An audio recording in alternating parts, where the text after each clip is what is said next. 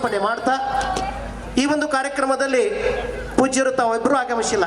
ಅವ್ರ ಜೊತೆಗೆ ತಮ್ಮ ಗುರುಕುಲದ ಮುದ್ದು ವಿದ್ಯಾರ್ಥಿನಿಯರನ್ನ, ಜೊತೆಗೆ ಅಮ್ಮಾಜಿಯವರನ್ನ, ಬಂಧು ಬಾಂಧವರನ್ನು ಕೂಡ ಕರೆದುಕೊಂಡು ಈ ಪುಣ್ಯ ನೆಲಕ್ಕೆ ಆಗಮಿಸಿ ನಮ್ಮೆಲ್ಲರಿಗೂ ಆಶೀರ್ವಾದವನ್ನು ಮಾಡಲಿಕ್ಕೆ ದಯಪಾಲಿಸಿದ್ದಾರೆ.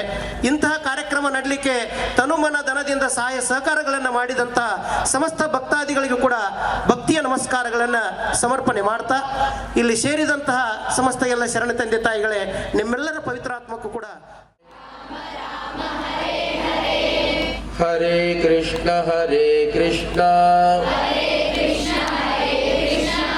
ಕೃಷ್ಣ ಕೃಷ್ಣ ಹರೇ ಹರೇ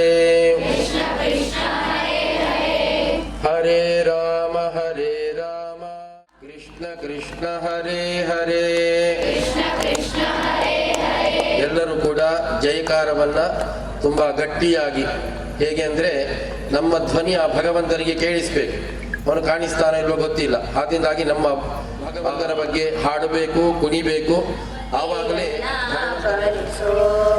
ಗಂಭೀರ ಗಣಪತಿಯನ್ನ ಭಗವಂತನನ್ನೇ ಯಾಕೆ ಕೇಳಬೇಕು ಅಂತಂದ್ರೆ ಶ್ಲೋಕಾರ್ಥಂ ಶ್ಲೋಕಪಾದಂಬ ಅಂತ ಭಾಗವತದ ಮಹಿಮೆಯೇ ಹೇಳುತ್ತೆ. ಪ್ರತಿನಿತ್ಯ ಒಂದು ಸ್ವಲ್ಪ ಆದರೂ ಭಾಗವತದ ಕಥೆಯನ್ನು ನಾವು ಕೇಳಬೇಕಂತೆ, ಇಲ್ಲದೆ ಹೋದರೆ ನಮ್ಮ ಜೀವನ ಅದು ವ್ಯರ್ಥ ಅಂತ ಹೇಳಿದ್ದಾರೆ. ಆದ್ದರಿಂದಾಗಿ ಆ ಭಾಗವತವನ್ನ ಕೇಳಲೇಬೇಕು. ಆದ್ದರಿಂದಾಗಿ ಯಾರು ರಚನೆ ಮಾಡಿದ್ರು ಈ ಭಾಗವತವನ್ನ, ಯಾರು ರಚನೆ ಮಾಡಿದ್ರು ಗೊತ್ತಿರಬಹುದು ನಿಮಗೆಲ್ಲ. ಹೇಳ್ತೀರಾ ಯಾರಾದರೂ? ಭಾಗವತವನ್ನು ರಚನೆ ಮಾಡಿದವರು ಯಾರು ಅಂತ? ವೇದವ್ಯಾಸ ದೇವರು. ಸಾಕ್ಷಾತ್ ಕೋಹ್ಯನ್ಯ ಪುಂಡರೀಕಾಕ್ಷಾತ್ ಮಹಾಭಾರತ ಕೃದ್ಭವೇತ್ ಅಂತ. ಹೇಗೆ ಕೃಷ್ಣ ಸಾಕ್ಷಾತ್ ನಾರಾಯಣನ ಅವತಾರವೋ ಹಾಗೆ ವೇದವ್ಯಾಸ ದೇವರು ಕೂಡ ಸಾಕ್ಷಾತ್ ಶ್ರೀಮನ್ನಾರಾಯಣನ ಅವತಾರ.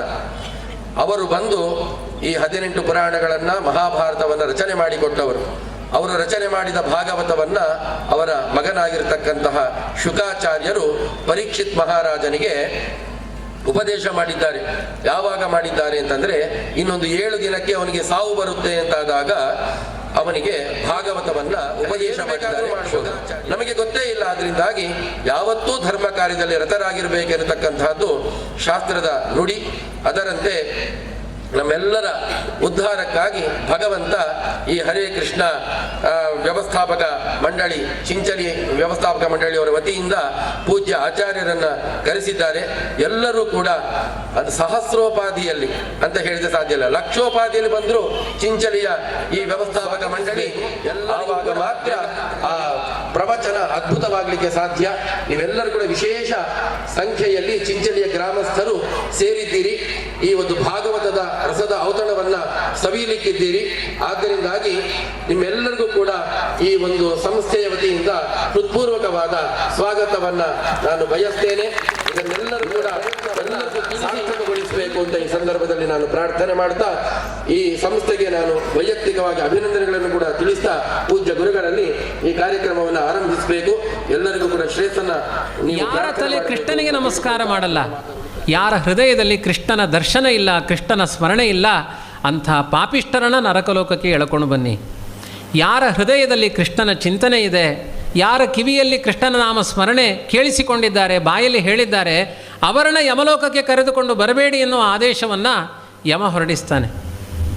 ಇಷ್ಟು ಶಕ್ತಿ ಹರಿನಾಮಕ್ಕೆ ಇದೆ. ಅದನ್ನೇ ದಾಸರು ಹೇಳ್ತಾರೆ, ಹರಿಯ ನಾಮಕ್ಕೆ ಕರಗದ ಪಾಪವು ಧರೆಯೊಳಿಲ್ಲೆಂಬುದು ಖರೆ. ಹರಿಯ ನಾಮಕ್ಕೆ ಕರಗದೇ ಇರುವ ನರಸಿಂಹ ರೂಪಿಯಾದ ಪರಮಾತ್ಮ ಅವರ ಮನೆಯ ಹೆಬ್ಬಾಗಿಲಿನಲ್ಲಿ ಮೃತ್ಯು ದೇವತೆಯನ್ನು ಕಟ್ಟಿ ಹಾಕ್ತಾನಂತೆ. ಏನೊಂದು ಕೈ ಸೂಪಿ ಬರಡು ಅಂತ ಹೇಳ್ತಾರೆ. ಬರಲಿ ಅವನು ನೋಡುವ, ಬರ್ಲಿಕ್ಕೆ ಒಳಗಡೆ ಕಾಲಿಡ್ಲಿಕ್ಕೆ ಬಿಡೋದಿಲ್ಲ ಆ ಮೃತ್ಯು ದೇವತೆಗೆ ಅಂತ. ಇವತ್ತು ಸಾಯ್ತಾರೆ ಅಂತ ಒಂದು ಸಂಕಲ್ಪದಲ್ಲುಂಟು ಜಾತಕದಲ್ಲಿ, ಇವತ್ತು ಅವರಿಗೆ ಮರಣ ಇದೆ ಅಂತ.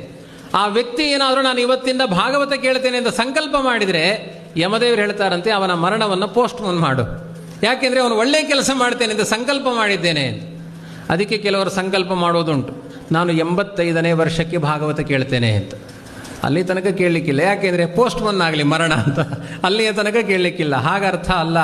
ಹುಟ್ಟಿನಿಂದ ಸಾಯುವ ತನಕ ದೇವರ ಚಿಂತನೆಯಲ್ಲಿ ನಮ್ಮ ಮನಸ್ಸು ಆಸಕ್ತವಾಗಬೇಕು. ಮನುಷ್ಯ ಜನ್ಮ ಇರುವುದೇ ಇದಕ್ಕಾಗಿ. ಎಲ್ಲ ಪಾಪಗಳನ್ನು ಪರಿಹಾರ ಮಾಡುವ ಸಾಮರ್ಥ್ಯ ಶ್ರೀಮದ್ ಭಾಗವತಕ್ಕಿದೆ. ಹಾಗಾಗಿ ಮಾನವರಾಗಿ ಹುಟ್ಟಿದ ಮೇಲೆ ಭಾಗವತವನ್ನೇ ಚಿಂತನೆ ಮಾಡಿ. ಶ್ರೀರಾಮ ಜಯ ರಾಮ ಜಯ ಜಯ ರಾಮ.